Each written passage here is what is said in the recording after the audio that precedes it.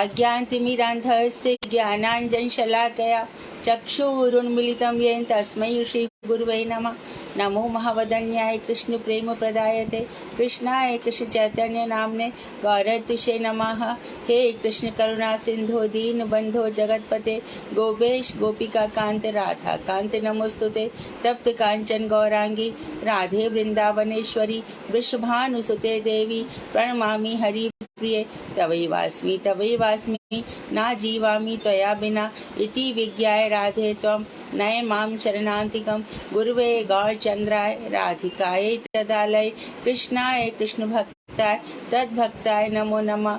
वाञ्छाकल्पतरुभ्यश्च कृपा सिन्धुभ्येव च पतितानां पावनेभ्यो वैष्णवेभ्यो नमो नमः। श्री कृष्ण चैतन्य प्रभु नित्यानंद श्री अद्वैत गदाधर शिवासादि श्री गौर भक्त वृंद। हरे कृष्ण कृष्ण कृष्ण हरे हरे, हरे राम राम राम हरे हरे। मैं सर्वप्रथम मध्य गुरु पद्म परिव्राजकाचार्य वर्य रूपानुगाचार्य वर्य नित्य लीला प्रविष्ट ओम विष्णुपाद अष्टोत्तर शतर श्रीमद् भक्ति वेदांत श्री नारायण गोस्वामी महाराज मध्य शिक्षा गुरु पद्म प्रातः स्मरणीय जगत वंदनीय नित्य लीला प्रविष्ट ओम विष्णुपाद अष्टोत्तर शतर श्रीमद् भक्ति वेदांत श्री बावन गोसाई महाराज के चरण सरोज में असंख्य कोटि दंडवत प्रणाम कर उनकी अहेतु की कृपा की भिक्षा करती हूँ। मैं ग्रंथ राशि चैतन्य शिक्षामृत तदीय रचयिता ओम विष्णुपाद सच्चिदानंद श्री भक्ति विनोद ठाकुर के श्री चरण कमलों में अनंत कोटि दंडवत प्रणाम कर उनकी अहेतु की कृपा की प्रार्थना करती हूँ। मैं उपस्थित श्रोता मंडली वैष्णवी सभी के लिए यथा योग्य बंदन अभिवंदन दंडवत करती हूँ। तो अब तक हमें ये समझ में आ गया है कि हम भगवान के अंश हैं और भगवान की शक्ति से हमारा जन्म हुआ है। तो हम भगवान से अलग नहीं हैं, भगवान के ही हैं। भगवान नहीं है, भगवान के ही हैं। शंकराचार्य जी कहते हैं कि हम ब्रह्म ही हैं, हम कहते नहीं हम ब्रह्म के हैं। जैसे कि गुरुदेव ने कहा ना, रामेश्वरम की व्याख्या बताई कि लोग कहते हैं कि राम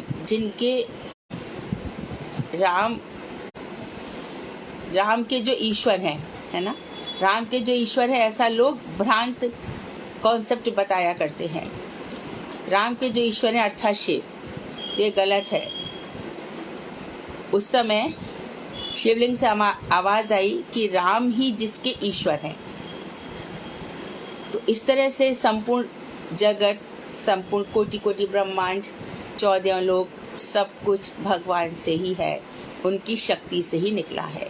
एते चांश कला पुंसाहा, जब श्रीमद् भागवत में सारी की सारी अवतारों का वर्णन कर दिया गया, तब अंत में कहा गया कि ये सब उनके अंश हैं और कलाएं अंश के भी अंश हैं, अंशांश हैं।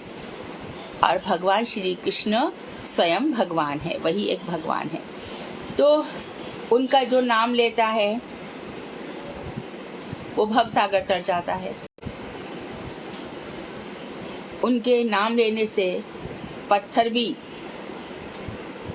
तर जाते हैं। नल नील को ये विद्या आती थी, तो नल नील को बुलाया गया और उनके हाथों से सेतु बनवाया गया। वो पत्थर डूबे नहीं, पत्थर तैर रहे थे। सोचो हमारे उस समय भी कैसे बड़े बड़े इंजीनियर थे। आज के इंजीनियर तो सोचते रह जाते हैं कि कैसे पत्थर तैर गया, इतना सभी पत्थर डालो तो डूब जाता है, इतने बड़े बड़े पत्थर कैसे तैर रहे हैं। तो भगवान के नाम में बहुत शक्ति है। नाम अपना काम करता है। नाम को प्रेम से लो तो ज़्यादा काम करता है। नाम को बहुत तीव्रता के साथ लो, हृदय की व्याकुलता के साथ लो तो बहुत ज़्यादा काम करता है। और ऐसी ले लिया तो भी वो काम करता है। तो उसमें हमारे पास हजारों उदाहरण हमारे सामने हैं, चाहे वो शबरी भी क्यों ना हो, कोई भी क्यों ना हो। नाम लेने वाले को आवश्यकता नहीं है किसी से यह कहने की कि तुम मेरे दुख दूर कर दो, अथवा तुम मुझे आशीर्वाद दे दो, अथवा तुम मुझ पर कृपा कर दो। जो नाम ले रहा है वो बहुत बलवान है, उसका चित्त बल बहुत ऊंचा हो गया है। वो किसी के सामने झुकेगा नहीं, क्योंकि उसका मस्तक भगवान के सामने झुक चुका है। भगवान की शक्ति जो किशोरी जी हैं, उनके सामने झुक चुका है। ऐसा व्यक्ति ना तो किसी परिस्थिति से घबराता है, ना हार मानता है, क्योंकि उसको पता है कि नाम का आश्रय लेकर जब समुद्र में पत्थर भी तैर सकते हैं, तुम इस भवसागर में मैं क्यों नहीं तैर सकता। कितना जी लेंगे हम, 70 साल, 80 वर्ष, 85 वर्ष, तो उस सुख को भी वो ऐसी देखेगा जैसे कुछ हुआ ही नहीं है, और ऐसी दुख को भी देखेगा, ये भी आया है चला जाएगा। बात करते करते 5 मिनट, 10 मिनट, 15 मिनट ऐसे निकल जाते हैं, जीवन भी ऐसे ही निकल जाता है। तो बहुत से लोग अपने मन को सजा लेते हैं, संवार लेते हैं, कृष्ण के लिए बड़ा सुंदर बना लेते हैं। कृष्ण की पूजा कृष्ण को संतुष्ट करने के लिए होती है। तो जो मंत्र हमको साक्षात हरि अर्थात सेवक भगवान गुरु जी ने दिए हैं भगवान से मिलाने के लिए, और ये जो नाम दिया है भगवान से मिलाने के लिए, इसका आशय करके मनुष्य बहुत बड़े बड़े काम कर गए और कर जाएंगे। क्या? सबसे बड़ा तो ये जो भव सिंधु है, इसको पार करने का काम, संसार सागर को पार करने का काम। यहाँ पर दैहिक दैविक भौतिकता लगे ही रहते हैं, तो इसके बीच में से मनुष्य उठना चाहता है। तो इसलिए नाम प्रभु का सहारा लेकर के, नाम आश्रय लेकर के हमें आगे बढ़ना होगा, हर पल जीना होगा। घबराना तो कभी है ही नहीं, किसी भी स्थिति में कोई भी किसी से भी डरना नहीं है, सब भगवान के दास दासी हैं। अरे इन सब की तो बात क्या है, भूत प्रेत भी आ जाए तो उनसे भी कौन डरता है, भक्त लोग किसी से भी नहीं डरते। हम तो जानते हैं ना, शमशान की जो राख है कितनी राख काशी विश्वनाथ में जलती है और उधर महाकालेश्वर तक पहुंच जाती है। क्या है, सब तमाशा है, सब खेल है, सब भगवान की बनाई हुई विभिन्न योनियां हैं। तो हम ऐसी कोई इच्छा ना रखें जो किसी योनि में जाना पड़े, इच्छाएं हमें डलवा देती हैं। तो ये सब चीज़ें भक्ति विनोद ठाकुर की कृपा से हम सबके खूब समझ में आ रही है। और एक चीज़ और है, वो है अपने हृदय को आनंदित रखना, खुश रखना, क्योंकि हमारे ठाकुर जी सत्य चित्त आनंद हैं, परम चेतनावान है, परम आनंदवान है। इस हृदय को कभी भी मलिन मत करना। जैसे कपड़ों को हम मलिन नहीं करते, शरीर को भी मलिन नहीं करते, इसी प्रकार से चित्त को भी कभी दुखों से, घबराहट से, क्रोध से, काम से, किसी प्रकार की इच्छाओं से, ईर्ष्या से कभी इसको मलिन मत करना। इस हृदय को बहुत ही सुंदर बना के रखना। इसी से भगवान श्री कृष्ण और राधा जी प्रसन्न हो जाते हैं। तो कल के जो हमारे प्रश्न बचे थे वो आज सुधा जी पूछने वाली है। सुधा, आप पूछिए। हरे कृष्णा जी, दंडवत प्रणाम। हरे कृष्णा। और साथ ही साथ में उपस्थित जितने भी हमारे भाई और बहन हैं जो कि प्रयास कर रहे हैं मेरी तरह कुछ भक्ति को समझने का, उन सबको भी मैं यथायोग्य प्रणाम करती हूँ। मैंने जो क्वेश्चंस बनाए हैं वो ग्रंथ में नहीं मिलेंगे उतने, मैक्सिमम क्वेश्चन जो है वो दीदी की कथा में से ही बनाए हुए हैं, जो कि हमारे व्यवहारिक भक्ति ज्ञान से संबंधित हैं प्रश्न। वो दीदी जो बोलती हैं वो सब हम लोगों को बहुत अच्छी तरह समझ में आ रहा है, बस उसी में से कुछ क्वेश्चंस उठाए हैं। और मेरी प्रार्थना ये है आप सबसे कि एक एक करके ही बोलें, और जिसको जवाब आता है जिसको उसका उत्तर पता है वो कृपया तब तक ना बोले जब तक कि उनको बोलने के लिए ना कहा जाए, क्योंकि हम एक एक करके बोलेंगे तो दीदी उसको सुनेगी, हम भी आपस में सुनेंगे, समझेंगे। जहाँ हम में से कोई गलत बोलता है तो दीदी उसको वही सुधार कर देगी, और इस तरह हम अपने प्रिंसिपल, अपने सिद्धांत को और भी क्लियर करते चले जाएंगे। पहला क्वेश्चन है मेरा, सोहम। कुछ लोगों को इस तरह के मंत्र दिए जाते हैं, वो मंत्र करते भी हैं, पर ये मंत्र सर्वथा गलत हैं। क्यों गलत है? सोहम मंत्र क्यों गलत है? दो लोग हाथ उठा रहे हैं। सुधा। हाँ जी दीदी। अनीता दीदी आप बोलिए प्लीज। हरे कृष्णा दीदी, दंडवत प्रणाम दीदी। सो एम यानी कि हम ही भगवान हैं, और हम भगवान कैसे हो सकते हैं? सो मतलब वही मैं हूँ, अर्थात वही मैं भगवान हूँ, जो कि अचिंत्य भेदाविद से हमें पता चल गया कि हम ब्रह्म नहीं हो सकते, हम ब्रह्म की शक्ति के परिणाम हैं, तटस्थ शक्ति से निकले हैं। राइट। अगला प्रश्न है ब्राह्मण। जिनको कि हमारे ग्रंथों में कहा गया ब्राह्मण देवता है, उनके आगे हमेशा झुकते रहना है, उनको देख कर प्रणाम करना है। लेकिन साथ ही साथ हम जब वैष्णव धर्म को समझने का प्रयास कर रहे हैं तो वहां पर हम ये समझ रहे हैं और जान रहे हैं कि कुछ ब्राह्मण ऐसे भी हैं जिनको कि वेदों में भी अधिकार नहीं है। ब्राह्मण जाति में पैदा होने के बावजूद उनका वेदों में अधिकार नहीं है। तो ऐसा क्यों कहा जा रहा है, क्यों हमको बोला जाता है ऐसे? अच्छा, ध्यान से सुना है तुमने, अच्छा प्रश्न है। बहुत लोग दीदी आप बोलेंगे प्लीज। हरे कृष्ण दीदी, धन्यवाद, प्रणाम। दीदी, जो कर्मकांडी ब्राह्मण होते हैं उनका वेदों में प्रवेश नहीं है, क्योंकि वो अपने ढंग से ही बातों को बिना अध्ययन किए तोड़ मरोड़ कर लोगों को बेवकूफ बनाने की कोशिश करते हैं, उन्हें भक्ति से विमुख करते हैं, कृष्ण भक्ति से। उनको केवल उनके मेन मोटिव पैसा कमाना होता है और इससे ज्यादा कुछ नहीं होता। इससे भी और अधिक है आगे साधना, इससे भी और अधिक है। जी इंदु दीदी आप बोलेंगे प्लीज, और इससे आगे, इसके अलावा जो साधना दीदी ने बोला उसके अलावा बताइए आप प्लीज। हरे कृष्णा, दंडवत प्रणाम सभी को। हरे कृष्ण। हमारे वैष्णव धर्म में वर्ण या आश्रम का कोई संबंध नहीं है। यहाँ कर्मों के अनुसार ही कोई ब्राह्मण है या यदि कोई ब्राह्मण व्यक्ति है वो तंबाकू खाने वाला है या स्त्रीधन करने वाला है या आडंबर करने वाला है, वो ब्राह्मण कैसे हो सकता है? उनको हमारे ग्रंथों में प्रवेश नहीं मिल सकता। एक चरित्रवान, एक निष्ठ भक्त को कई ग्रंथों में प्रवेश है। तो ब्राह्मण जो है वो, ब्राह्मणों को जो है सेवा का अधिकार नहीं है, आप सब कह सकते हैं।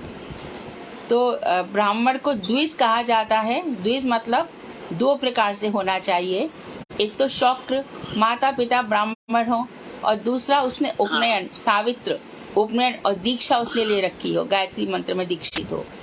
ये तो है ही तीन प्रकार से, है ना, शौक्र, दैक्ष और सावित्र, ये तीन प्रकार से ब्राह्मण होने चाहिए। लेकिन जो ब्राह्मण सदाचार से गिर चुका है, जैसे कि आपने बताया कि तंबाकू खाता है, व्यभिचारी है, उनको ब्राह्मण नहीं माना जाएगा। उनको ब्राह्मण मानकर के कोई शुभ काम नहीं कराया जा सकता, कराने से भी उसका फल नहीं मिलेगा। ठीक है, परफेक्ट। अगला प्रश्न है ओम तत्सत। ओम तत्सत, इसका क्या अभिप्राय है? अनिता दीदी तो बोल चुकी हैं, मैं भी शैला दीदी आप बोलिए प्लीज। शैला दीदी आप बोलिए। दंडवत प्रणाम। दंडवत। हरे कृष्ण। ओम का मतलब होता है, ओम कृष्ण का ही गूढ़ नाम है और जो प्रणव है, और तत् मतलब तत्पदार्थ भगवान, और सत मतलब इटर्नल, जिनकी सत्ता नित्य है। ओम तत्सत मतलब भगवान ही नित्य है, भगवान कृष्ण ही भगवान है, जिनकी सत्ता नित्य है, सत्ता से ही सबकी सत्ता है। तो ये श्रीमद् भगवत गीता के 17वें अध्याय का 23वां श्लोक है। जब वहाँ पर बार बार बताया जा रहा है कि 3 प्रकार के कर्म होते हैं, सात्विक, राजसिक और तामसिक। वेदों में भी 3 प्रकार के कर्म हैं। तो इनको बताते बताते बताया गया कि ओम, तत् और सत, ये 3 भगवान के ही नाम है, क्योंकि प्राय करके वेद मंत्रों में ये शब्द आ रहे थे। ओम शब्द जहाँ भी लगेगा, कल भी बताया था, वहाँ स्वाहा, नमः इत्यादि लगेगा ही लगेगा, चाहे वो कोई भी कर्म कांड क्यों ना हो। 16 संस्कारों में से हमारा जो पहला संस्कार है कौन सा? गर्भाधान। जब गर्भ का आधान किया जाता है, उसके बाद जो मृत्यु उपरांत के बाद जितने भी संस्कार होंगे उनमें ओम शब्द रहेगा ही रहेगा। तो इस तरह से ओम प्रणववाची है, सब मंत्रों के साथ लगता है, क्योंकि ये ब्रह्मवाचक है, कृष्ण का वाचक है, परमात्मा का वाचक है। एक बात। दूसरी बात तत्। तत् मतलब वही, तत् त्वम असि, तुम वही हो। तत् वही, त्वम तुम असि हो, तो वही, अर्थात ये सब कुछ जो मंत्रों में आ रहा है सब कुछ वही है। जितना भी अचिंत्य भेदाभेद बाद में स्पष्ट हुआ, अचिंत्य भेदाभेद क्या है? एक ही कृष्ण से सब कुछ निकल रहा है। वही सर्वनियंता है, वही सर्वशक्तिमान है, वही जगत नियंता है, वही सर्वेश्वर है, वही योगेश्वरेश्वर है। इस तरह से तत् और सत। आपने, हम लोग अक्सर बोलते हैं ना, राम नाम सत है, राम नाम सत्य नहीं बोलते, राम नाम सत है। सत मतलब मतलब वही शाश्वत, जो शाश्वत है, जो भगवान शाश्वत है, जिनकी सत्ता हमेशा है, तो राम नाम हमेशा ही रहेगा। तो इस तरह से जब भगवत गीता में हर अध्याय का अंत किया जाता है तब क्या क्या कहा जाता है? ओम तत्सदिति। हर अध्याय के अंत में श्रीमद् भगवद गीतासु उपनिषत्सु योग विद्या ब्रह्म विद्यायाम योग शास्त्रे अर्जुन विषाद योगो नाम, ऐसे करके द्वितीय अध्याय। तो ओम तत्सदिति, तो ये 3 भगवान के नाम हैं। ओम तत्, ओम प्रणववाची, तत् वही, और सत जो शाश्वत है, हमेशा ही रहेंगे। तो राम नाम सत है, ये हमेशा ही रहेगा। इस तरह से है, ये ओम तत् सत का अर्थ है। और ये श्लोक है गीता के 17वें अध्याय का 23, 24, 25, 26, 27 5 श्लोकों में इसकी व्याख्या इस तरह से की गई है। अगला प्रश्न। जी दीदी, अगला है, अभी तक जितना हमने पढ़ा, जितना समझा, उसमें हमें इतना तो हम सबको समझ में आ गया कि जब हम भगवान से निकले तो एक शुद्ध आत्मा थे, हम प्योर थे, प्योरिटी थी हमारे अंदर। लेकिन फिर हमारे उस शुद्ध शरीर के ऊपर चढ़ गया लिंग शरीर और फिर स्थूल शरीर। तो लिंग शरीर में से एक है मन। मन को घोड़ों के समान बताया गया। ऐसा क्यों बोला गया? मन को घोड़ों के समान क्यों बताया गया? मन इंद्रिया घोड़े के समान है और मन लगाम है। मन दीदी जब नाम बोला जाए तब बोलिए प्लीज। हाँ, इंद्रिया घोड़े के समान है और मन लगाम है। हाँ, हरे कृष्णा दीदी। हाँ, ये था कि पांच ज्ञान इंद्रियां जो है वो घोड़े के समान है। हाँ। मन लगाम है, बुद्धि सारथी और आत्मा जो है सवारी है। ठीक है, ये सही है, ये कठोपनिषद की बात है। और कभी कभी जो मन को घोड़ा कहा जाता है मन की चंचलता के कारण, ये घोड़े की तरह सब विषयों की ओर भाग जाता है, क्योंकि मन पांचों ज्ञानेंद्रिय, पांचों ज्ञानेंद्रिय, पांचों कर्मेंद्रियों का राजा मन है। तो इंद्रिय जब काम करेगी, जब मन उसको तैयार करेगा।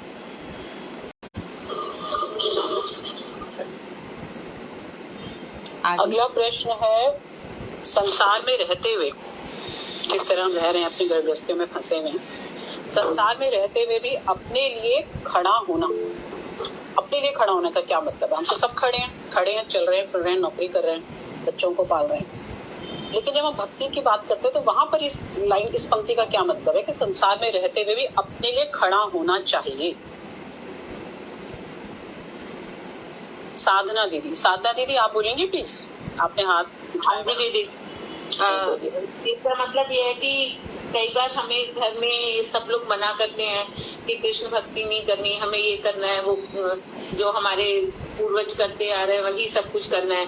लेकिन हमें उन सब की बातें सुनकर अपने मन को विचलित नहीं करना और गुरु के अनुगत्य में अपने लिए स्टैंड लेना है कि हमारे लिए यही उत्तम है और हम किसी भी परिस्थिति में इस कार्य को नहीं छोड़ेंगे, अपनी भक्ति को नहीं छोड़ेंगे और कंप्रोमाइज नहीं करेंगे। ठीक है, अच्छा है, बहुत सुंदर है। इसके आगे कुछ बोलना है आपको? शालू दीदी, आप इसके आगे कुछ बोलना चाहोगे जो दीदी ने बोला उसके अलावा?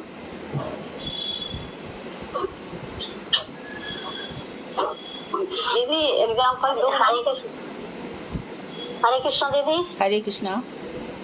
प्रणाम दीदी ने बताया था कि जब जीव सब कामनाओं वासनाओं को छोड़ देता है तो तब वो हरि को बजता है और हरि का हो जा, ऐसे बताया था दीदी ने क्लास में।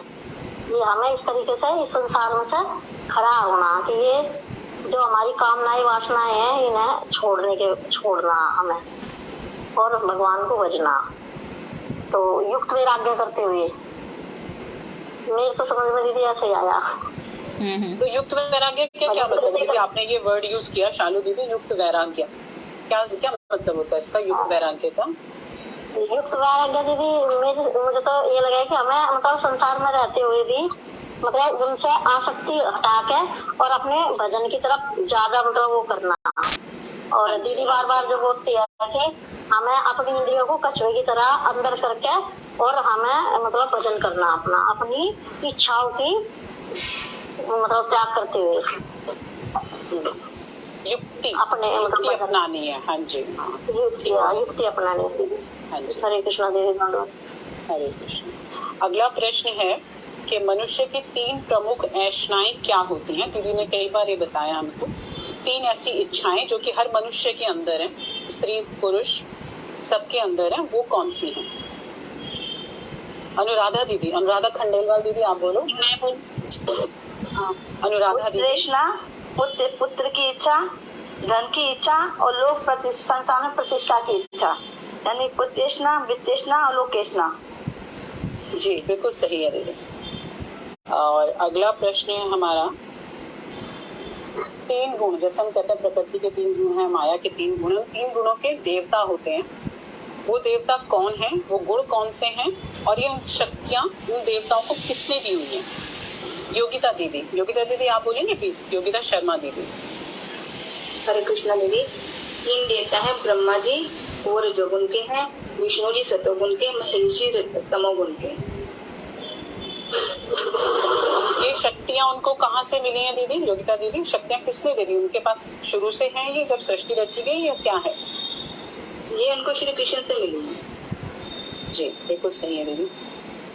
अगला प्रश्न है जो हम अपने भक्ति के दौरान अक्सर अपने गुरु और वैष्णव आचार्यों के मुख से सुनते हैं, कथाओं में सुनते हैं, संबंध, अभिधेय और प्रयोजन। संबंध, अभिधेय, प्रयोजन से हम क्या समझते हैं, इनका क्या मतलब होता है? ये बड़े गूढ़ शब्द हैं। इनके आचार्य और इनके इष्ट, इन तीनों के आचार्य और तीनों इष्ट के भी हमको नाम बताएं आप। मैं नाम लेती हूँ, आप तब बोलना प्लीज, मैं बता देती हूँ। मोहिनी खंडेलवाल दीदी, आप बोलेंगे प्लीज। मोहिनी खंडेलवाल। हरे कृष्णा दीदी।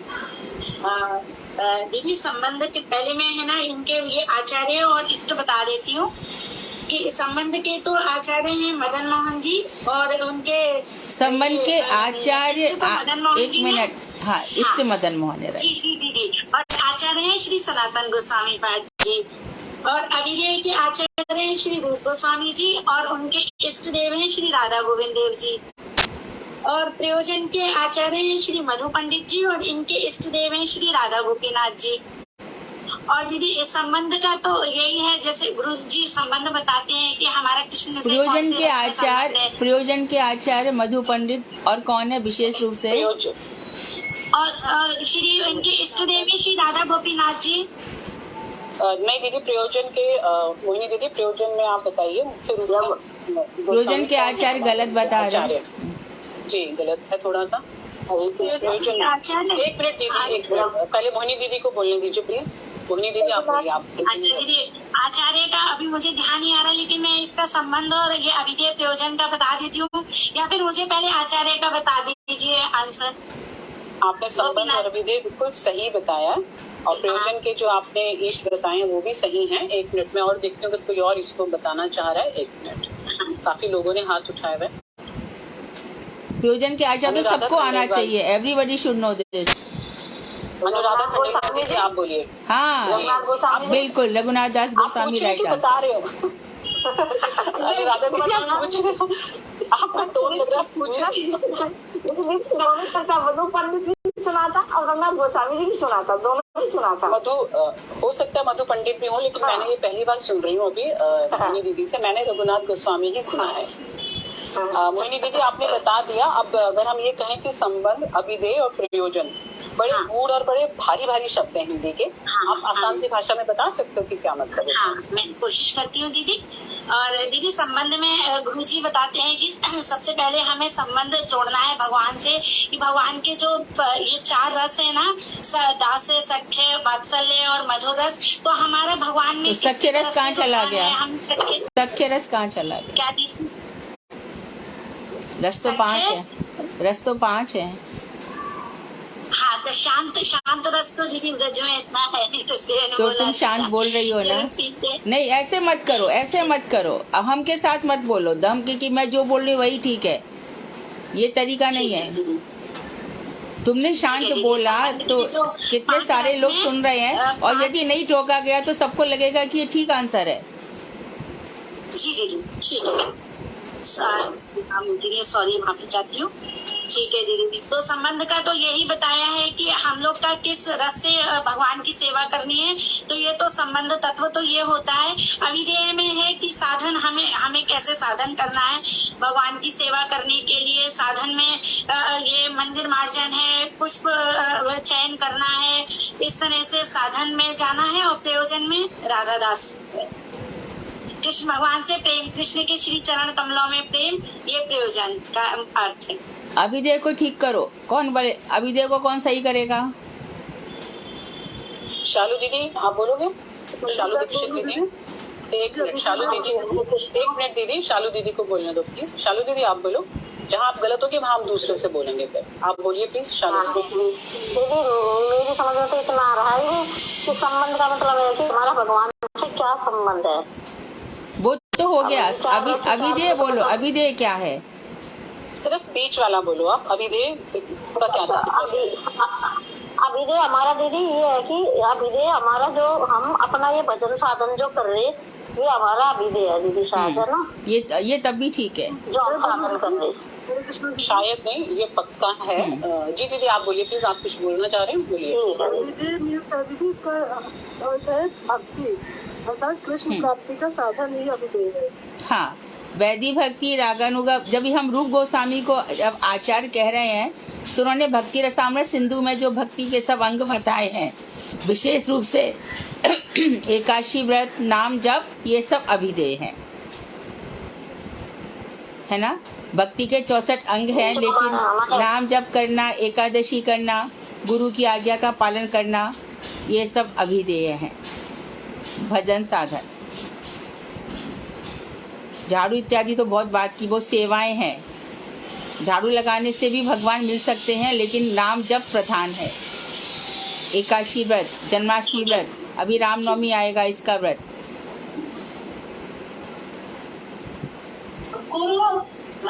जिनको कि हम हरिवासर तिथि भी कहते हैं, हमारे व्रत हम लोग रखते हैं।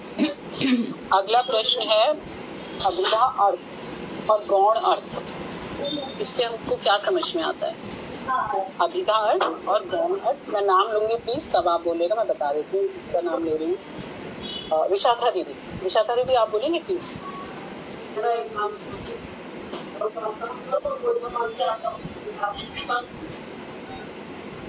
हरे कृष्णा। विशाखा दीदी, ध्रुव स्वामी। हाँ जी, विशाखा दीदी अनम्यूट नहीं किया था। हरे कृष्णा, दंडवत प्रणाम जी। शर्मिला, सिन्मा जी अपना माइक जरा ऑन कर लो, बंद कर लो अपना। शर्मिला आपका खुला। हाँ, विशाखा अभिदार गौड़ अर्थ बोलो। हरे कृष्ण, दंडवत प्रणाम जी। हाँ। अभिधा मतलब मुख्य अर्थ और लक्षणा मतलब गौण अर्थ। जैसे उदाहरण से समझाया कि जो बात सीधी एकदम से बता दी जाए वो अभिधा लक्षण उसमें, और लक्षणा जैसे मेरा घर गंगा के ऊपर है, तो ये बात घुमा के बोली गई है। इसका मुख्य जो मेन अर्थ है वो यह है कि गंगा के पास है। तो ये अभिदार गौड़ी अर्थ क्यों ये बात कही क्यों जा रही है? किस कारण से कही जा रही है?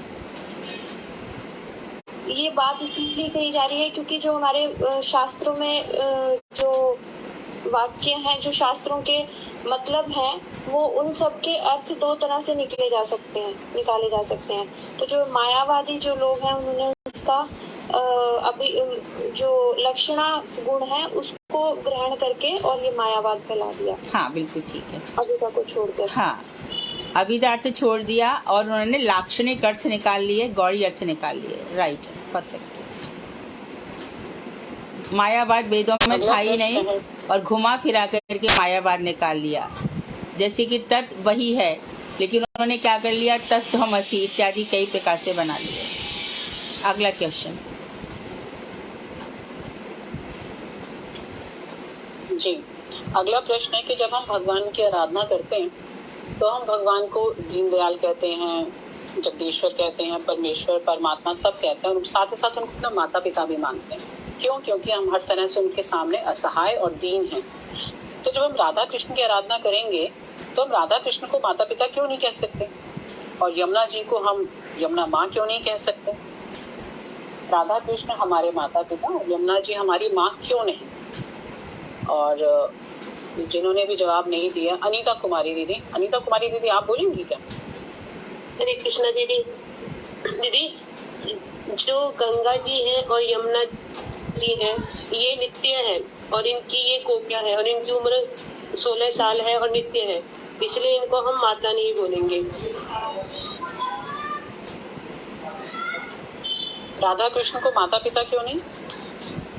दीदी, क्योंकि वो भी नित्य है और उनकी उम्र भी किशोर अवस्था में है। हरे कृष्ण तो भी अनीता, संसार की सृष्टि तो उन्होंने की है ना, 16 वर्ष के होते हुए भी उनकी इच्छा से संसार की सृष्टि हुई है ना। इसका सीधा संबंध आराधना से करो। तुम हरे कृष्ण दीदी, मैंने नहीं बोला, मैं बोलूं? हाँ, बोलो। हरे कृष्ण दीदी, दंडवत प्रणाम। हाँ, राधा रानी हमारी आराध्य है और उनके आराध्य भगवान श्री कृष्ण है। राधा रानी मदेश्वरी है और उनके प्राणनाथ श्री कृष्ण है, जिनकी हम आराधना करते हैं। अगर हम राधा जी को माता मानेंगे तो हमारे कार्यक्रम गड़बड़ा जाएंगे और हमारी आराधना भी गड़बड़ हो जाएगी। हाँ, जो हम मधुर रस से उपासना कर रहे हैं, वो मधुर रस हमारी शांत रस में बदल जाएगा। हाँ जी। और दीदी, जो यमुना देवी है, यमुना देवी तो सारी रास की और राधा कृष्ण के मिलन की व्यवस्था करती है। यदि राधा के साथ यमुना जी का सखी भाव नहीं होगा तो ये व्यवस्था कैसे होगी? क्योंकि यमुना जी को अगर माँ मानेंगे तो माँ अपनी बेटी के लिए श्रृंगार रस की सामग्री कैसे जुटाएगी? हाँ, देखो, चुनरी मनोरथ होता है ना, चुनरी मनोरथ करते हैं बहुत से लोग, विशेष रूप से पुष्टि मार्ग वाले। क्यों करते हैं? जब वसुदेव जी भगवान श्री कृष्ण को सूप में रख करके यमुना पार कर रहे थे, तब यमुना चढ़ती चली आ रही थी। वसुदेव सोच रहे थे कि मैं कैसे जाऊं। यद्यपि सामने से एक लोमड़ी या कोई कहते सियारिन रास्ता पार करके दिखा गई कि आप आगे जा सकते हो, लेकिन यमुना जी क्यों चलती चली आ रही थी? इसका कारण ये था कि वसुदेव, क्योंकि यमुना ही पटरानी कालिंदी देवी भी हैं, तो उन्होंने देखा कि सामने मेरे ससुर चले आ रहे हैं, तो मैं कैसे उनके चरण छूऊं। तो उन्होंने जो घूंघट ढका है, चुनरी ओढ़ी है, चुनरी ओढ़ करके वो चलती चली आई हैं और भगवान ने अपने चरण लटका दिए सूप में से। वहां उन्होंने उनके चरण स्पर्श किए हैं, क्योंकि वो उनकी नित्य कांता है यमुना जी, और कालिंदी के रूप में उनकी महिषी भी है। तो इस तरह से चूनर मनोरथ मनाया जाता है। आप जाएंगे मथुरा में, अक्सर विश्राम घाट पे हर तीसरे चौथे दिन ये उत्सव होता ही है। तो ये चूनी मनोरथ इसलिए मनाया जाता है। और इसी प्रकार से जब गोपियां यमुना के पास पहुंची तो उन्होंने कहा यमुना से कि तू हमेशा इतनी प्रसन्न क्यों रहती है? तो उन्होंने यही उत्तर दिया कि श्री कृष्ण के सानिध्य का अनुभव मैं हमेशा ही करती हूँ। तो इस तरह से यदि यमुना को हमने माँ मान लिया तो उनके अंदर भगवान श्री कृष्ण के प्रति जो भाव उल्लास रहती है, उसका हम अनुभव कैसे करेंगे? माँ तो कभी बेटी को श्रृंगार रस की शिक्षा नहीं देगी ना। इसलिए यमुना भी हमारी सखी है, राधा जी की सखी है, इसलिए हमारा भी उनके साथ वही संबंध रहेगा जो हमारा ललिता विशाखा जी के साथ। अगला प्रश्न है दीदी, इस दोहे को कई बार बोलते हैं कि सुख दारा और लक्ष्मी पापी के भी होए, हरि कथा और संत समागम ये दो दुर्लभ हुए। इस श्लोक का मतलब क्या है? मालिनी दीदी, आप बोलेंगे क्या कुछ? मालिनी दीदी, हरे कृष्णा, इस दोहे का मतलब आप बताएंगे? आता है मालिनी दासी जी, आप बोलिए।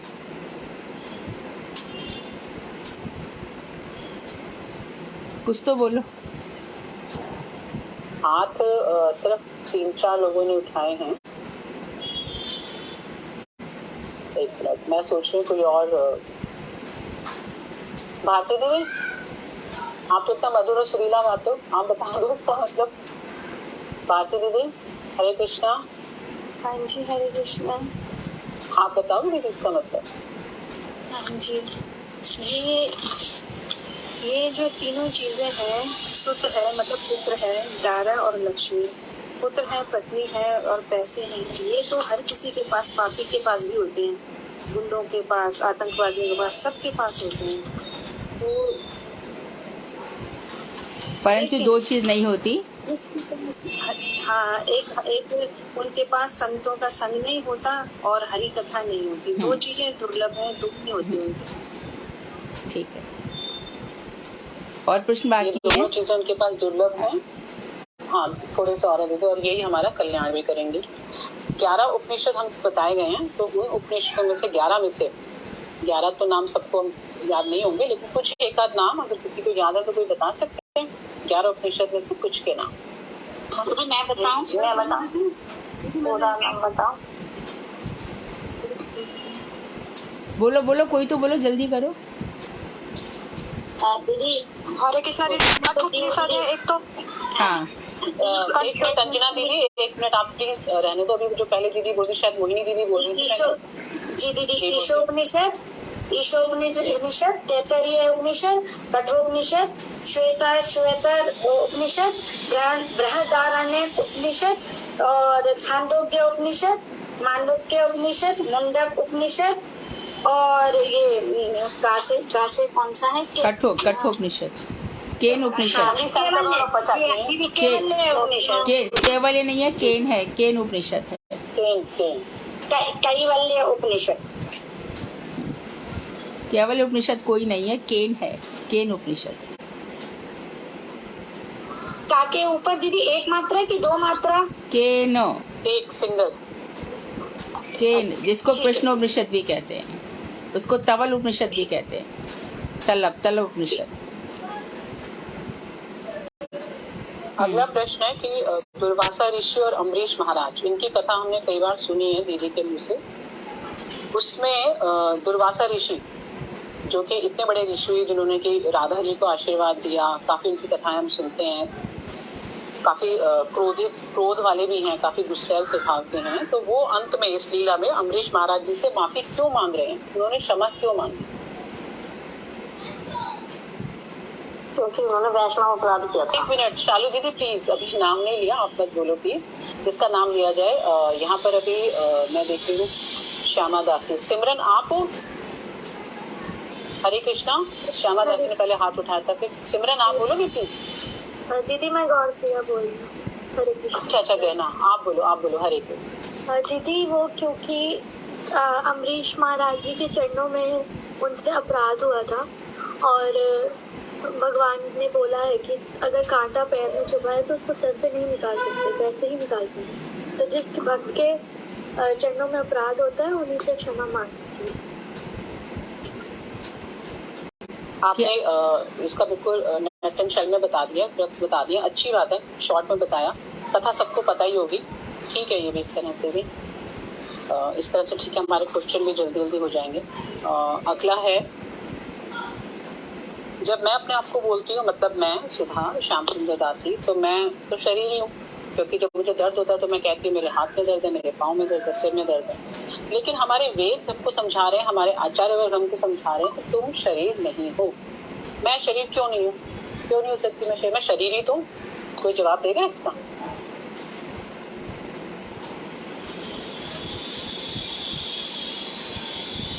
इंदु वाही दीदी आप बोलेंगे प्लीज? इंदु वाही दीदी एक बार बोले। हरे कृष्णा, दंडवत प्रणाम सभी को। धन्यवाद इंदु जी। मैं शरीर नहीं हूँ। वेदों द्वारा हमारे आचार्यों ने बताया है कि शरीर का नाश होने के बाद भी मैं अर्थात आत्मा है, जो कर्मानुसार अगला जन्म लेकर शरीर धारण करता है। तो हम शरीर नहीं है बल्कि हम एक आत्मा है, यही मानना चाहिए हमको। जी, क्योंकि शरीर तो नाशवान है, आत्मा नाशवान नहीं होती, वो सिर्फ कपड़े की तरह शरीर बदलती रहती है। नवानी ग्रहणाति नरोपनानी तथा शरीरानी विहाय ग्रहणानि नवानी चाहिए, हम बोला गया ना। बिल्कुल, हम लोग पुराने वस्त्रों का त्याग करके नए वस्त्र धारण करते हैं। जो आत्मा है ये पुराने शरीरों का त्याग करके नए शरीर धारण करती है। लेकिन अज्ञानतावश हम अपने आप को शरीर मानते हैं। हाँ बिल्कुल, इसको ही विवर्तवाद कहते हैं और इसको ही देहाध्यास कहते हैं, है ना। ये दो शब्द भी इसके लिए ही आते हैं, विवर्तवाद और देहात्मवाद। हाँ, देहात्मवाद, देहाध्यास, विवर्तवाद, द्वितीयाभिनिवेश। उपनिषद में इसको कहा गया है द्वितीयाभिनिवेश, यानी जो भगवान में रहना चाहिए उसको छोड़ करके द्वितीय जो नश्वर शरीर है इसमें दूसरी चीजों में आ सकते हैं मन। Next question. 11 इंद्रियां कौन सी हैं?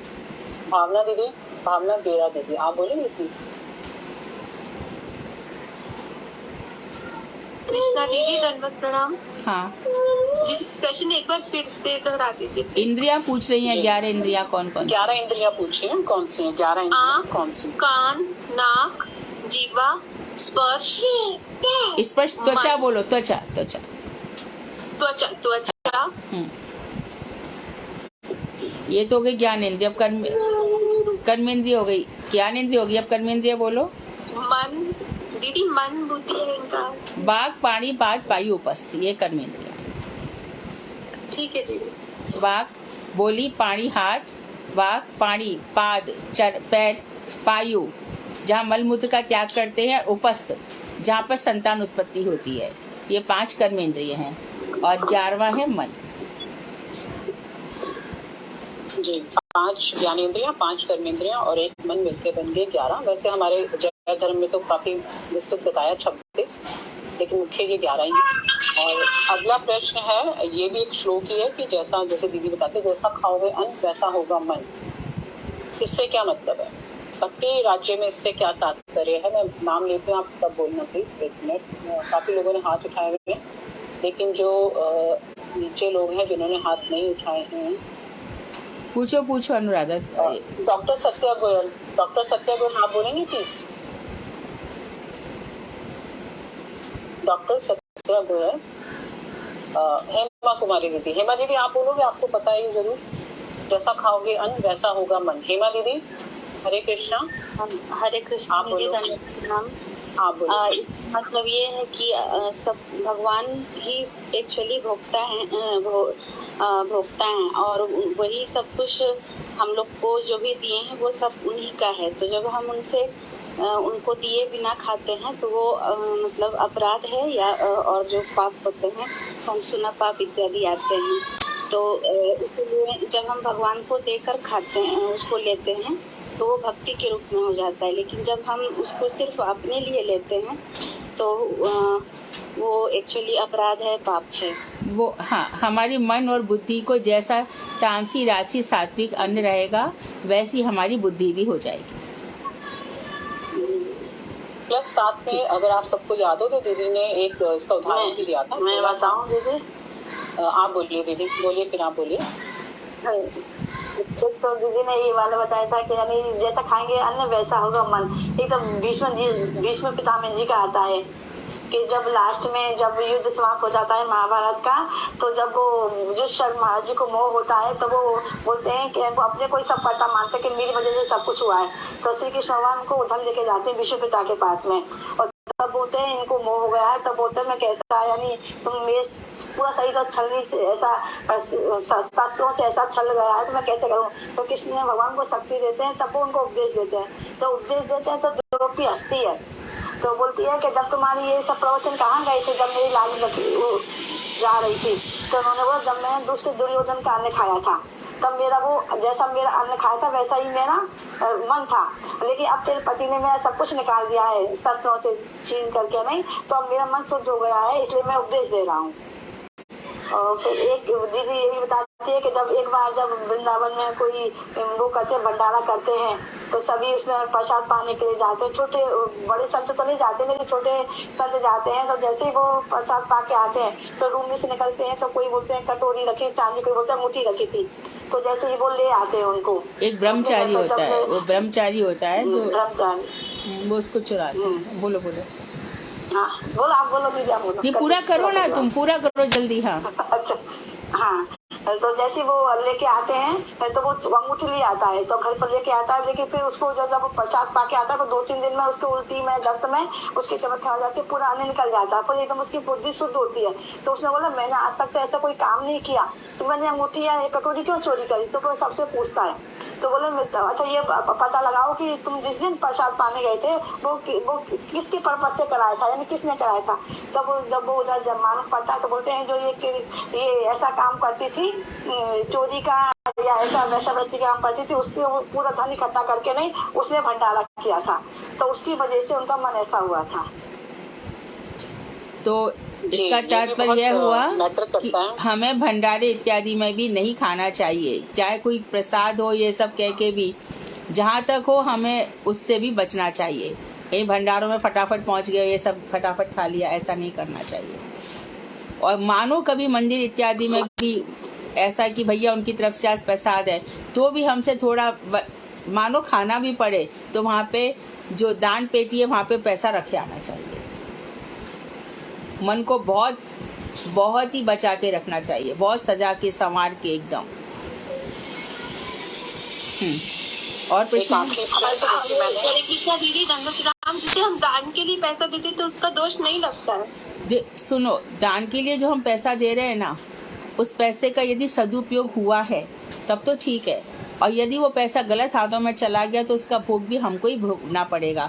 जैसे कि उपदेशामृत में रूप गोस्वामी कह रहे, ददाती प्रतिघनाती भूंगते भोंगते, सब बता रहे हैं ना वो कि जो दिया जाएगा, जैसे खाया जाएगा, खिलाया जाएगा, सब में हमारा असर आएगा। देना लेना सब पर। दीदी जैसे यहाँ पर हमारी सोसाइटी में जागरण हुआ था, तो उसमें इन्होंने सबसे पैसे कलेक्ट किए तो हमने भी दिए, तो अब वहाँ पर प्रसाद पाए या नहीं पाए? देवी का प्रसाद तो कभी नहीं पाना है। तुम्हारी सारी निष्ठा, सारी भक्ति सब नष्ट हो जाएगी। ना पैसा देना था, ना खाना है, वहाँ कुछ नहीं करना है।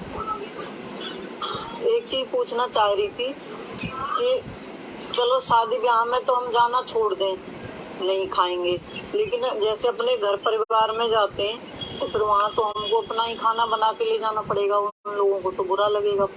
बुरा देखो, जो भक्त होते हैं ना, पहली बात तो ये कि भक्त किसी के बुरा भले की चिंता नहीं करते। मैंने पहले बार बार कह रही हूँ कि भक्त अपने लिए जीते हैं, तुम दूसरों के लिए थोड़ी आई हो, पहली बात ये है। और दूसरी बात ये कि कभी मजबूरी में खाना भी पड़े तो अपने घर से प्रसाद लेके जाओ, कोई काजू ले जाओ, किशमिश ले जाओ, उसमें तुलसी जी डाल के ले जाओ और वो प्रसाद में डालो, और इस तरह से भावना करो कि ये सब कुछ प्रसाद में हो गया, अब मैं इसको पा सकती हूँ। अच्छा, ठीक है। और देवी जी का प्रसाद तो जो लेगा उसकी भक्ति नष्ट हो जाएगी, कभी नहीं, ना जागरण में देना है ना लेना है। अपना म्यूट कर लें प्लीज।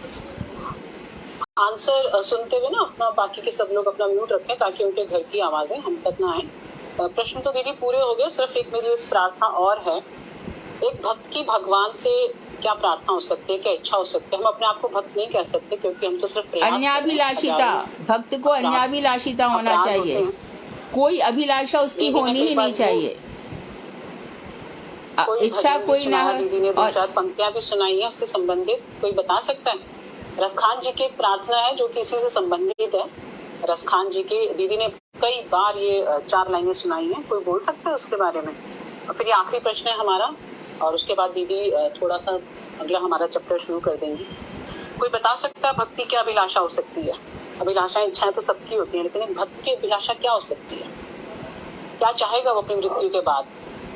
रसखान जी ने 4 पंक्तियां बोली है। हाँ जी, आप बोलो। खान का दीदी ये सुनाती है कि उन्होंने कहा था कि उसके भी आगे शालू, उसके भी आगे भक्तिनोद ठाकुर, जहाँ पे मैं स्थूल परिचय भूल जाऊं और जहाँ पर ये होना चाहिए, जावट मेरी ससुराल है, निज देह परिचय में भूल जाऊं, किशोरी जी के चरणों में मैं रहूं, यही हमारी प्रार्थना होनी चाहिए। हम प्रार्थना तो अपनी तरफ से करेंगे ही करेंगे, उसको देना भी भगवान के ही हाथ में है, लेकिन हम अपनी परिस्थितियों से उभरे ऊपर, अपने अपने बंधनों के, पारिवारिक बंधनों में रहते हुए भी हमें उनसे ऊपर उठना है। इसी का तो मतलब है कि जिस भी स्थिति में हमें खड़े रहना है, अपने लिए खड़े होने का मतलब यही है कि भक्ति करनी है जैसे तैसे करके, युक्ति से भक्ति करनी है। भक्ति में युक्ति नहीं चलती है, लेकिन युक्ति से भक्ति हो सकती है, और वो स्त्रियों को बहुत अच्छी तरह आता है अगर हमारा उस तरफ रुझान है तो आपके चरणों में फिर एक बार फिर से प्रणाम, और दीदी से प्रार्थना की। दीदी हम अगला अपना शुरू कर लेते हैं चैप्टर षष्ठ धारा। बहुत सुंदर, वेरी गुड। हरे कृष्णा दीदी, सुधा दीदी, रिक्वेस्ट है दीदी आपसे। दीदी जो ये क्वेश्चन, आज के जो क्वेश्चन है ना दीदी, ये हाँ जी। मेरे ना काफी मैंने छोड़ दिए थे, नहीं हो पाए थे, तो दीदी अब भी सब लोग बोल रहे थे तो मैंने हो नहीं पाए। दीदी इनको आप ग्रुप पे डलवा देंगे प्लीज, इनके आंसर। आप अनीता दीदी बोल रहे हो? जी दीदी। अनीता दीदी आप मुझे अपना नंबर दे दो, मैं आपको सेंड कर दूँ। नंबर बताओ अपना। नंबर तो याद नहीं है, ऐसे याद तो नहीं है दीदी। दीदी मैं भेज दूंगी, ग्रुप में डाल देंगे, ग्रुप में डाल देंगे। सुधा दीदी मैं भेज दूंगी आपको। हाँ रूबी दीदी ने बनाए तो वो डाल देंगे, बनाए मैंने भी है पर ठीक है। नहीं मैं इनका नंबर भेज दूंगी। हाँ मैं ऐसे बता भी दूंगी। हाँ नहीं ठीक है, वो पूछेंगे मैं बता भी दूंगी। रूबी दीदी मुझे भी चाहिए वो आंसर, मेरा भी नंबर भेज देना प्लीज। हरे कृष्ण डाल ग्रुप में डाल देंगे दीदी, डाल दीजिए। जो आज के हैं दीदी वही वाले मैं ग्रुप में डाल दूंगी दीदी, लेकिन मैंने अपने ये हैंड रिटन है मेरे, अगर आप मेरी राइटिंग समझ पाओ तो फिर आपकी महानता है ये, आप समझ लीजिए आपकी महानता है। अगर आप मेरी राइटिंग समझो मैं भेज दूंगी, आप मैं कर दूंगी दीदी। हरे कृष्ण। हरे कृष्ण। हरे कृष्ण दीदी, एक मिनट आपने बीज मंत्र के समय बीज मंत्र क्या है?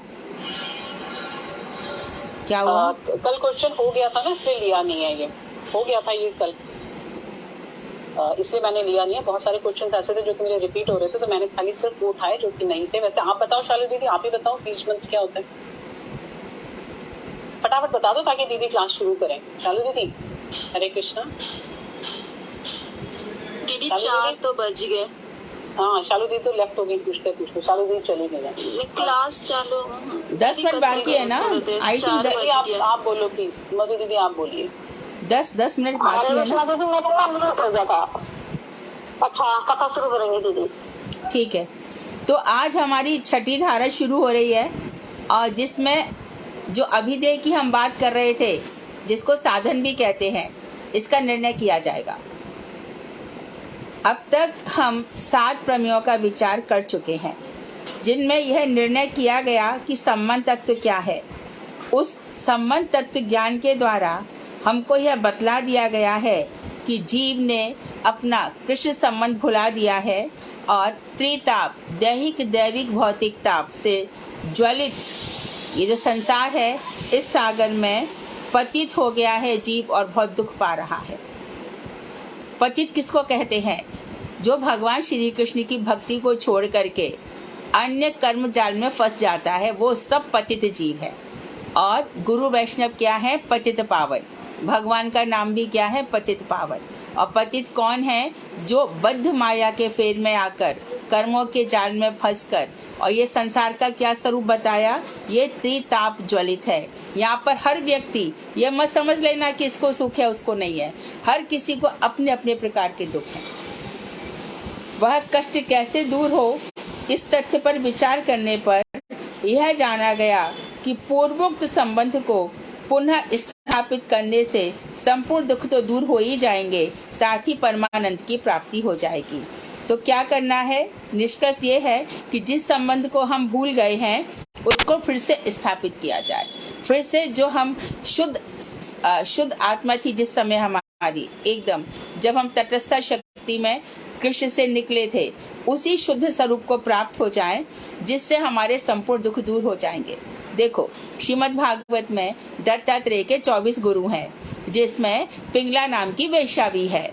अब वो रोज जाती है, श्रृंगार करती है, पुरुषों को लुभाती और पैसा कमाती है। ठीक है, एक दिन पिंगला जैसी वेश्या, जो सबसे दुष्कर्म माना गया है, इससे ज्यादा नारकीय कर्म दूसरा कोई भी नहीं है, लेकिन देखो कोई ना कोई जन्म में कुछ ना कुछ ऐसा हुआ कि उसके ऊपर भगवान की कृपा हुई। सच संभल के बाहर निकली, कोई पुरुष नहीं आया। फिर अंदर जाती है, बाहर आती है, आधी रात तक वो ऐसा ही करती रही, लेकिन आज कोई पुरुष नहीं आया। आज उसको आत्मज्ञान हो गया और उसने क्या कहा? आशा ही परमम दुखम, नैराश्याम ही परमम सुखम। आशा ही परम दुख है और निराशा ही परम सुख है।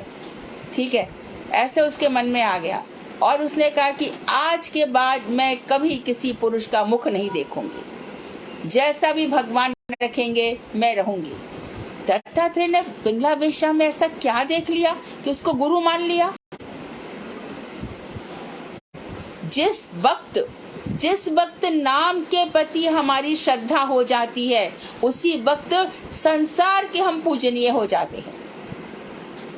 तीनों भुवनों की हम पूजनीय हो जाते हैं। तो दत्तात्रेय यहाँ वहां घूम रहे थे, उसी समय उन्होंने उस बेशा को भी देख लिया। वो वहीं पर बाहर सो रहे थे, वो देख रहे थे बार बार अंदर बाहर जा रही है।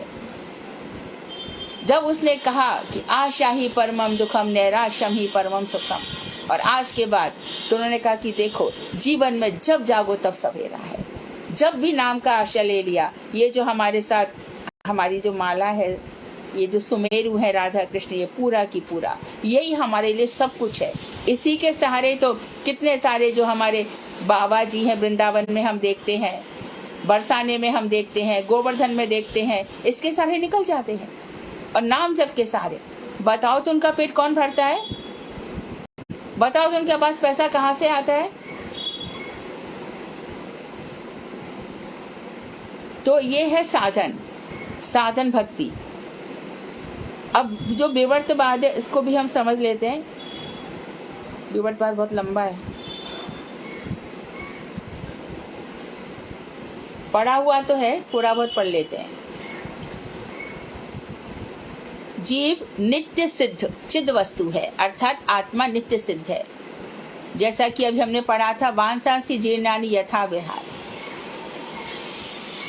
तो जैसे पुराने कपड़ों को छोड़ करके जीव नए वस्त्र धारण करता है, उसी प्रकार आत्मा पुराने शरीरों को छोड़ करके नए शरीर धारण करती है। लेकिन आत्मा नित्य है, शाश्वत है। अर्जुन, ऐसा कभी नहीं था जब तुम नहीं थे, और ऐसा कभी नहीं था जब मैं नहीं था। तो तीन चीजें नित्य हैं, जीव भगवान, जीव अर्थात आत्मा, परमात्मा और कर्म। कर्म भी नित्य है। ये हिरण्याक्ष हिरण्यकश्यप आज के हैं क्या? सतयुग के हैं ना? उस समय भी तो राक्षस थे। त्रेता युग में रावण नहीं था क्या? भगवान श्री किसी के सामने शिशुपाल, दंतभक्त, अगासुर, बगासुर, प्रलंबासुर, ये सब नहीं थे क्या? पूतना नहीं थी? राम के सामने तारका थी, सुबाहु थे, त्रिजटा थी, कौन नहीं था? ये लोग सब समय रहते हैं। और रावण के साथ युद्ध में सेनाएं आगे कितनी बड़ी बड़ी, महाभारत में भी कृष्ण के सामने कितने शत्रु खड़े थे, मरते रहे जीते रहे, हम भी उनमें से एक रहे होंगे। तो जीव नित्य सिद्ध है, हमेशा ही है, चिद वस्तु है, यानी ये कभी नष्ट नहीं होती। जीव को यथार्थ में कोई बंधन या क्लेश है ही नहीं। आत्मा किसी के बंधन में नहीं होती। आत्मा शुद्ध है, आत्मा शुद्ध है, माया का बंधन उसको है ही नहीं, इसलिए उसको क्लेश भी नहीं है। केवल देहात्म अभिमान, शरीर में कोई आत्मा मान लेना, देह आत्म शरीर कोई आत्मा का अभिमान करने के कारण विवर्त रूप भ्रम से हम यंत्रणा को भोग रहे हैं, यातनाओं को भोग रहे हैं। कष्ट शरीर को हो रहे हैं, आत्मा को नहीं हो रहे। शरीर और एक चीज है, इसको फिर से समझ लो, बहुत महत्वपूर्ण चीज है।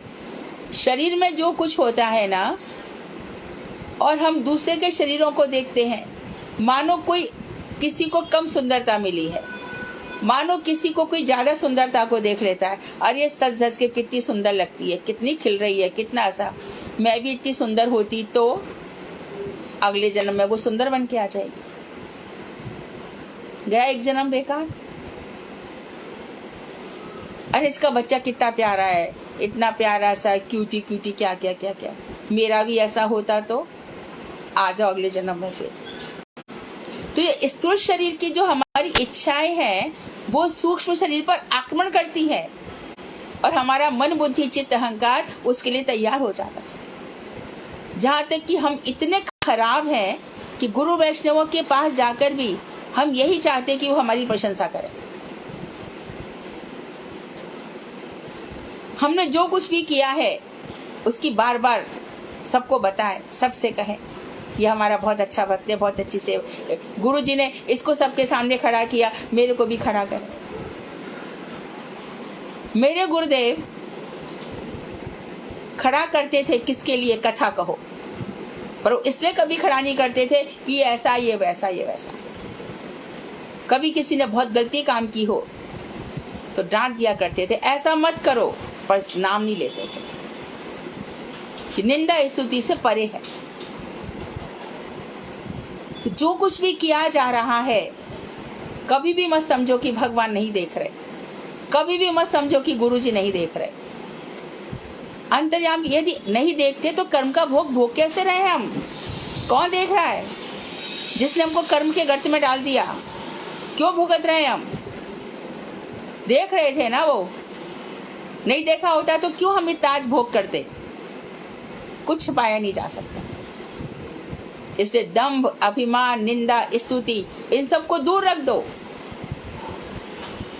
शरीर को भूलना होगा। चित्त जो शरीर है, ये जो भजन का शरीर है, ये जो हमारा स्वभाव बन गया है, देखो सूक्ष्म शरीर भी कभी मर जाएगा, ये स्थूल शरीर तो है ही बेकार। उसके बाद कारण शरीर भी एक रहता है, स्वभाव बन जाता है जीव का। स्वभाव छूटे नहीं छूटता, बहुत मुश्किल है। शास्त्रों में कहा गया है जैसे कि कुम्हार चाक चलाता है, मिट्टी है, पानी है और वो घड़े बना रहा है। एक अवस्था ऐसी आती है कि ना मिट्टी रहती है ना पानी रहता है, अब घड़े तो नहीं बनेंगे।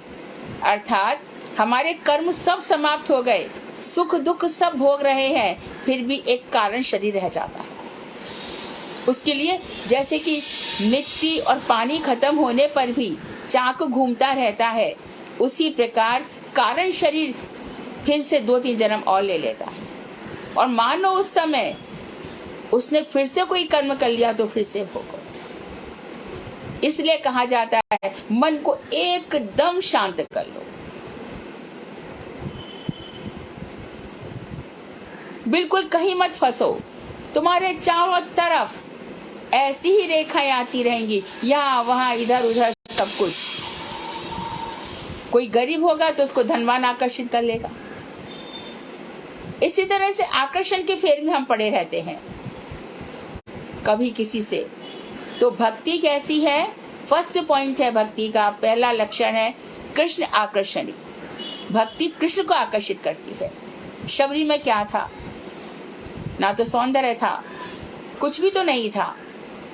वो जब वहां पर आई मतंग ऋषि के पास, तो जितने ब्रह्मचारी वहां रह रहे थे उन्होंने कहा या तो आप इसको रखो या हमको रखो। मतंग ऋषि बोले कि ये रहेगी, तुम लोग जा सकते हो।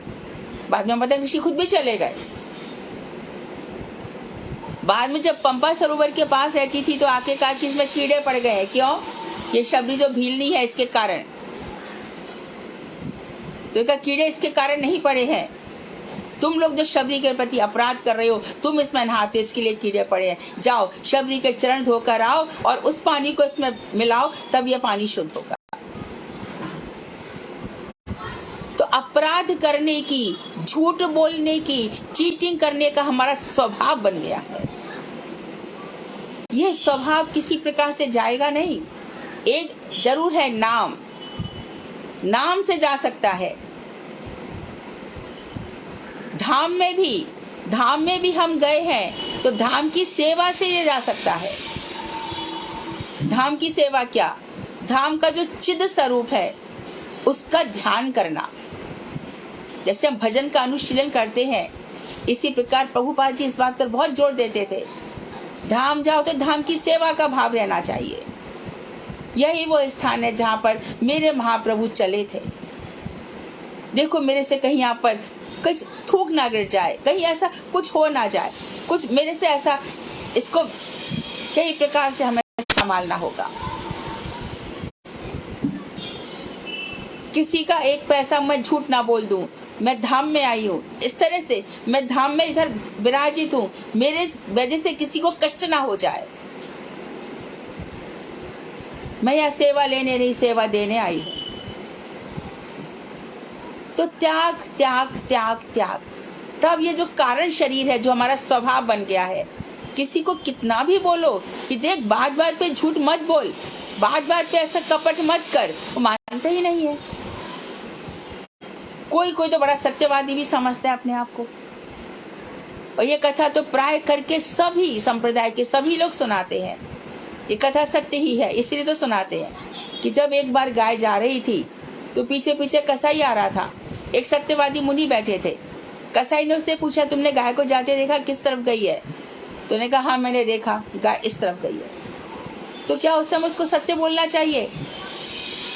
कहते हैं वही जब अगले जन्म में पैदा हुआ तो उसने उस तरफ हाथ किया तो उसके दोनों हाथ कट गए थे।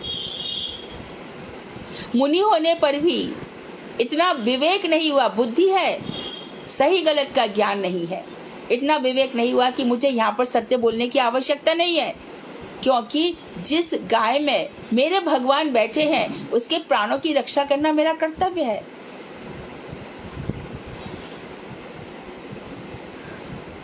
तो स्वभाव में हमारे ऐसा होना चाहिए। स्वभाव यदि ऐसा होगा तो अकबर बादशाह कुंभन दास के पास पहुंच जाते हैं और कहते मुझे सेवा दो। तो कुंभन कहते हैं, सब लोग कहते हैं शहंशाह आया है। बोला हम किसी शहंशाह को नहीं जानते, मेरा जो शहंशाह का शहंशाह उसके सामने सब फकीर है। तो सेवा में क्या बताया? तो केसी घाट है उसकी जरा सा इतना सा वो टूट गया, तू जाके बनवा दे। बड़ा उसको हीन आया, गिलानी आई, हीनता आई, और जाके देखा तो उन्होंने सचमुच का धाम का दर्शन करा दिया जो स्फटिक मणियों का बना हुआ था। तो कारण शरीर भी, स्वभाव को भी जीतना पड़ेगा, और ये सब होगा नाम जप से। नाम जपते जपते जपते जपते और कथाएं सुनते सुनते, विशेष रूप से जो हम जो सुन रहे हैं ना, भक्ति विनोद ठाकुर की कथाएं, इन सब कथाओं से होगा। यहाँ वहां सुनकर, जैसे तैसे सुनकर भी हमारी बुद्धि वहीं की वहीं रह जाएगी। जैसे कि एक पोस्टमार्टम किया जाता है ना, पूरी की पूरी सारी की सारी खोजबीन कर दी जाती है, धज्जियां और एक एक करके। इसी प्रकार से हमें हमारे मन का एक एक करके, ये मन मेरा कहाँ अटकता है, कहाँ क्या होता है, जब पूरा की पूरा कृष्णमय बन जाएगा, राधामय हो जाएगा, तब जाकर के ठीक होगा। तो ध्यान रहे, सूक्ष्म शरीर, स्थूल शरीर और कारण शरीर, ये तीनों को ही नष्ट करना है, स्वभाव को जीतना है। कृष्ण प्रेममयी राधा, राधा प्रेममयो हरि, जीवने निधने नित्यम, राधा कृष्णौ गतिर्मम, राधा कृष्णौ गतिर्मम। मेरे चित्त में वही स्थिर हो, वही स्थापित हो। तो आज कक्षा को विराम देंगे। वांछा कल्पतरुवश्य कृपा सिंधुवेव च पतितानां पावनेभ्यो वैष्णवेभ्यो नमो नमः। हरे कृष्णा दीदी, दंडवत प्रणाम। हाँ दीदी, कारण शरीर जो आपने अभी बताया, आगे तो बोलो। वो क्या है कारण? मैंने बताया ना, स्वभाव होता है, स्वभाव नहीं बदलता। मन बुद्धि चित्त अहंकार तो कर्म से बन जाते हैं, परंतु एक जो जीव का स्वभाव होता है ना, वो कारण शरीर है।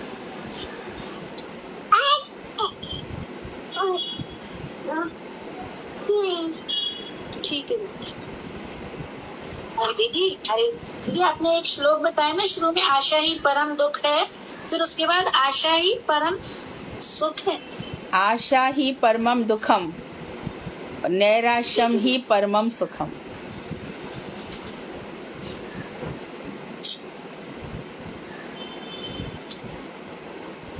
ठीक है दीदी, मतलब निराशा भी दुख है और आशा भी दुख है।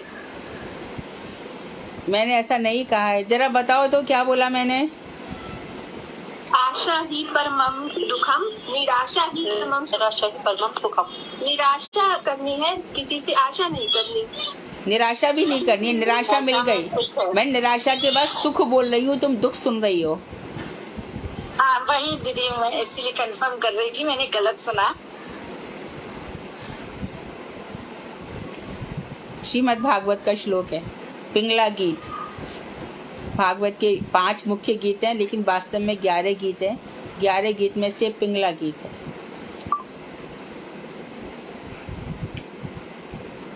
दीदी, अभी आपने भक्ति के 3 लक्षण बताए थे कि कृष्ण, आकर्षण और कौन से बताए थे? भक्ति के तो 6 लक्षण हैं। श्री कृष्ण आकर्षणी, कृष्ण को आकर्षित करने वाली है, सांद्र घना आनंद देने वाली है, क्लेश अग्नि क्लेशों का नाश करने वाली है, शुभ देने वाली है, मोक्ष लघुता कृता मोक्ष की भावना को भी लघु करने वाली है।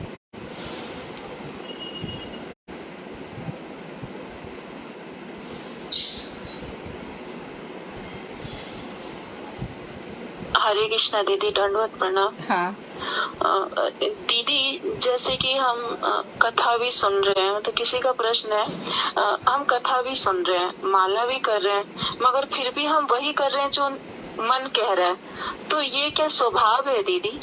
कारण शरीर तो है ये हाँ, होने पर भी भजन से ही दूर होगा, और विशेष रूप से कथाएं सुन सुनकर। वो भी कोई यदि कोई एकदम जो रियलाइज सोल है, स्वानुभूति संपन्न वक्ता है, उन्हीं की कथा सुनकर के मन बदलेगा। गुरु जी तो कहते हैं नाम संख्या कितने ही लोग हैं, लाखों नाम रोज जपते हैं, फिर भी वही करते हैं जो जहाँ से शुरू हुए थे वही खत्म। हाँ, बिल्कुल दीदी, बिल्कुल। और फिर बात भी कर रहे, हरि नाम भी कर रहे। और मेरे को मतलब मेरा कहना दीदी, पता नहीं सही की गलत, जैसे कि बात भी कर रहा, हरि नाम भी कर रहा, अपराध तो मुझे उसको देख के गुस्सा क्यों आ रहा है? मुझे गुस्सा आता है कि तुम्हें क्रोध नहीं करना है।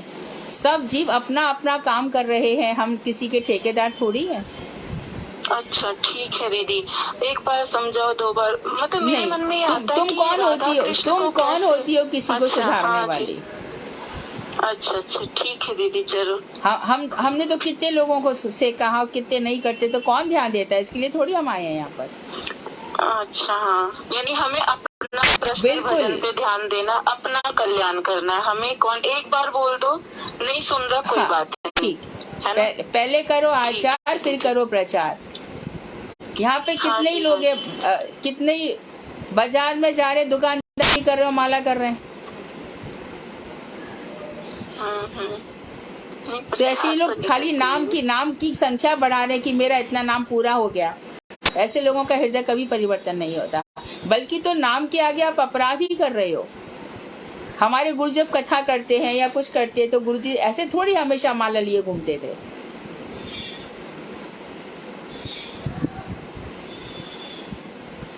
या फिर हम इस उन्नत अवस्था में हो कि हम कहीं भी बैठे हो, कोई कुछ भी कह रहा है, कुछ भी सुन रहा है, हमें फर्क ही नहीं पड़ रहा, हमारा शरीर यहाँ बैठा है, चित्त वहीं पर है, तो हम कहीं भी भजन कर सकते हैं। बातों का आनंद भी ले रहे हो, आंखों का भी आनंद ले रहे हो, अच्छा बुरा सब देख रहे हो, कानों से भी सब अच्छा बुरा ये चल रहा है वो भी ले रहे हो, और माला भी कर रहे हो, तो अपराध नहीं तो क्या है? नाम अपराध। अपने को पहले करे आचार, फिर करे प्रचार। हरे कृष्णा दीदी, पर जैसे कई बारी कथा चल रही होती है, तो उसमें भी काफी सारी जो नाम कर रहे होती हैं, काफी सारी माताएं, तो ऐसे कर सकते हैं क्या? नहीं, कथा नहीं, सुन रहे नहीं, नाम नहीं, नहीं, नहीं, नहीं, नहीं। यदि बहुत बड़े वक्ता कथा सुना रहे हैं, बहुत बड़े वक्ता, तब तो बिल्कुल भी नहीं। और कोई साधारण सुना रहा है तब जरूर कर सकते हैं। तुम उससे उन्नत अवस्था में हो तो कर सकती हो, वक्ता हमसे निम्न अवस्था में है तो हम कर सकते हैं, क्योंकि श्रीमद् भागवत खुद भगवान का स्वरूप है। भागवत तो भगवान में अंतर नहीं है। भागवत की कथा श्रवण करना तो कथा की सेवा कर रहे हैं हम। श्रवण सेवा होती है ना?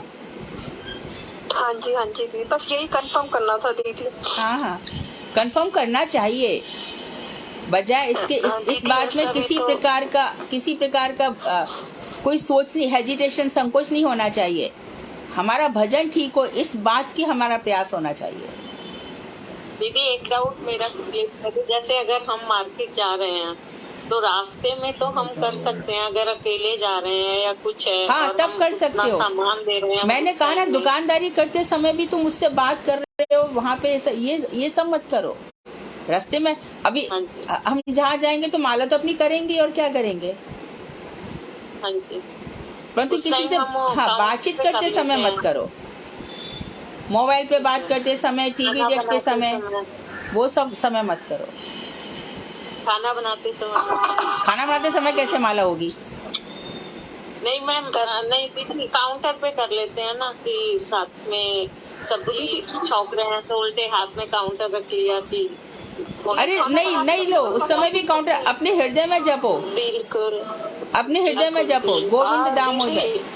दीदी आजकल यही सिस्टम चल रहा है कि हाथ में एक वो उंगली में बांध लेते हैं, जैसे बीपी चेक करने वाला होता है ना, उस टाइप का काउंटर, माला रखी रहती है कहीं और उसको नहीं, सब गड़बड़, उससे कुछ नहीं होगा। नहीं, तुलसी ही साक्षी है, या फिर हाथों में बताया गया कि उंगलियों में कर लो। मानो कि हमारी सब्जी छौंक रही है, हमारे पास इतना समय नहीं है कि 108 बार हम कर सके, तो उस समय उंगलियों पे कर लेना चाहिए, पर इस तरह से नहीं करना चाहिए। काउंटर पे तो करने की बात हमारे वैष्णवों ने कही नहीं है। दीदी खाना बनाते समय तो वो कर सकते हैं ना, कथा सुन सकते हैं आराम से। कहा कथा सुनो और भजन गाओ, महामंत्र गाओ।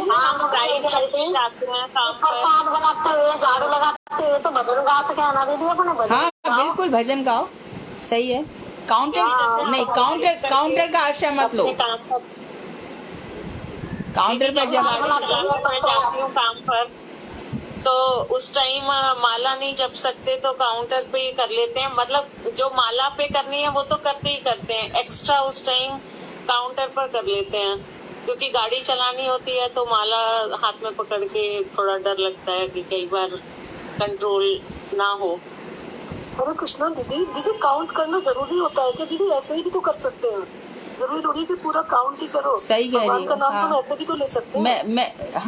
मेरा यही विचार है, आप ऐसे जरूरी नहीं कि काउंटर हो, तभी हृदय हमारा रम जाए भगवान के नाम में, इतना रम जाए कि अपने आप ही भगवान का नाम निकल रहा है। नहीं है कि हम इतनी माला कर रहे हैं दीदी, बस भगवान का नाम ले रहे हैं, कोई ऐसा जरूरी थोड़ी होता है दीदी। सही है दीदी, एक डाउट है मेरा भी, आप हरि नाम कर रहे हैं और बीच में कुछ कॉल आ जाती है, फोन आ जाता है, तो हमें माला को दोबारा करना पड़ेगा, वहीं से स्टार्ट करने बाद में? देखो या तो आप माला को रोक देते हैं। हाँ देखो, या तो आप उस अवस्था तक पहुंचे हुए हो कि भैया हमारी माला हमने वहीं पे छोड़ा जहाँ से शुरू हो रही है, तब तो ठीक है, नहीं तो जहाँ से माला फिर से शुरू करनी चाहिए, वो ज्यादा ठीक। हाँ वही ठीक है, वही मैं तो ठीक हूँ। केवल आधी माला होती है और आधी माला में फोन आगे तो नहीं, वो फिर से ही शुरू कर लेना चाहिए। हाँ, या फिर फोन की चिंता नहीं करनी चाहिए, अपनी माला पूरी करो, फोन तो दिन भर आते जाते रहते हैं। हाँ फिर बाद में कॉल कर लो। हाँ बाद में कॉल कर लो। माला से बढ़कर कोई नहीं है, माला से बढ़कर ना बेटी ना बेटा ना पत्नी ना पति ना बहन ना भाई, कोई नहीं। आपका भजन पूरा करो, फिर बात करो। जैसे फोन आया, मैंने माला को रोक दिया, उनसे बात कर दी, फिर माला को आगे बना सकते हैं या फिर शुरू से करनी चाहिए? आधी माला हुई है और कॉल आगे और देनी पड़ गई कॉल, तो मैंने हाथ को रोक दिया और बात कर ली, उसके बाद फिर माला को कंटिन्यू करूँगा, शुरू से करूँ? नहीं, उस समय बिल्कुल ने अभी यही बताया कि हमें शुरू से करना चाहिए, क्योंकि माला साधारण चीज नहीं है, साक्षात राधा कृष्ण है। तो हम राधा कृष्ण को फोन से कैसे तुलना कर सकते हैं? चलो हम इस जगत में रह रहे हैं, हमें सब कुछ देखना है। तो दीदी का ये कहना है कि अगर आप फोन अटेंड कर रहे हो तो आपको दोबारा से माला करना है। हाँ नहीं, या तो फोन को साइलेंट कर दो, पहले माला पूरा कर लो, फिर फोन अटेंड करो। दीदी का ये कहना। और फोन बजने दो, उसको साइलेंट कर दो, अपना आराम से अपना भजन पूरा करो, क्योंकि जिस वक्त नाम चल गया, अनवरत तेल की धारा के समान अविच्छिन्न नाम चलना चाहिए। तो यदि हमने खुद ही अपनी माला में रोड़े अटका लिए तो भगवान कहाँ से कृपा करेंगे? हमने खुद ही इतनी बाधाएं अपने भजन में डाल ली। ये सारी बाधाएं अपने द्वारा तो डाली हुई हैं। हरे कृष्ण दीदी, मैं एक बात बोलूं दीदी, अगर हम जिस दिन हम अपने माला को इम्पोर्टेंट समझ लेंगे ना, फिर उस दिन ये सब चीजें आएगी ही नहीं। जिस दिन हम माला को इम्पोर्टेंट समझेंगे, माला ही हमारा सब कुछ है। और फिर ना दीदी, माला को छोड़ना रखना बड़ा भ्रम सा होगा। नहीं, आपने एक बार ये भी बताया था कथा में कि माला को टांग के नहीं रखना, माला को अच्छे से रखना। तो फिर दीदी हमारा ना चित्त भी उसी हिसाब से नहीं, माला भगवान है, उसको अच्छे से रखना, उनका ध्यान करना, उनका चिंतन। तो फिर फोन वगैरह या दुनिया की कोई चीजें नहीं आती हमको। हाँ, डिस्टर्ब नहीं होना चाहिए, मन को चंचल नहीं करना है। ये मन को ही पक्का करना है। सबसे बड़ी चीज यही है। वाचो वेगम मनोवेगम, वाणी का वेग और मन का वेग, इनको शांत करना है। मन का वेग शांत करना बहुत जरूरी है, बहुत ही जरूरी अभी है। आपने बोला था दीदी, हरे कृष्ण दीदी, बोलो बोलो। दीदी सूक्ष्म शरीर, स्थूल शरीर और कारण शरीर सबको नष्ट कर देता है। तो दीदी ये इसका पूरा सेंटेंस नहीं हुआ दीदी, किसको नष्ट कर देता है दीदी? जब करेगा इन तीनों को। नहीं दीदी, नष्ट कर देता है आपने बोला है। हाँ तो जब करेगा ना, जब इन शरीर को नष्ट करेगा, और कौन करेगा? जब कारण शरीर, स्थूल शरीर, इन सब के भावों को नष्ट कर देता है।